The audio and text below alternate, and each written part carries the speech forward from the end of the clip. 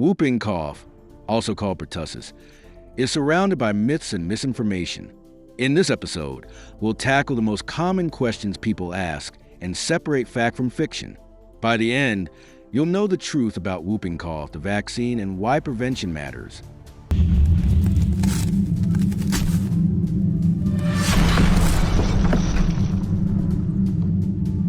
Myth: whooping cough only affects children. Fact: anyone can get pertussis. In 2024, the majority of UK cases, nearly 59%, were in people aged 15 and older. Teens and adults often have milder symptoms, but can still spread it to babies who face the highest risk. Myth: if you're vaccinated once, you're protected for life. Fact: immunity fades over time. That's why boosters are recommended for adolescents, adults, and pregnant women.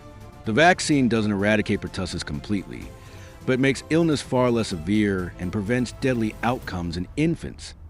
Myth: the whooping cough vaccine is dangerous.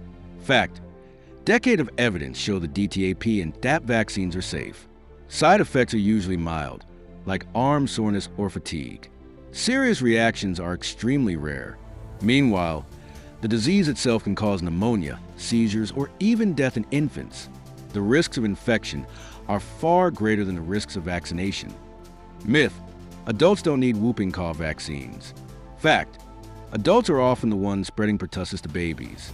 A DAP booster every 10 years is recommended, and pregnant women should get one during every pregnancy to protect newborns through maternal antibodies.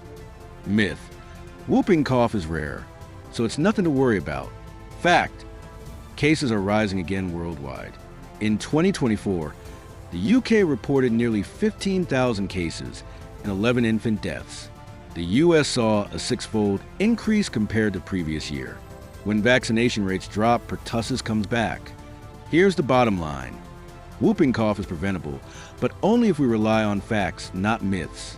Vaccination remains our strongest tool, protecting not just ourselves, but the most vulnerable, newborns. This brings us to the end of our whooping cough series. If you've been with us since episode 1, you now know what pertussis is, how it spreads, how it's treated, and most importantly, how it can be prevented. If this series has helped you, share it with someone who needs reliable health information. Subscribe to this channel for more series on infectious diseases that matter today. Together, informed choices can save lives.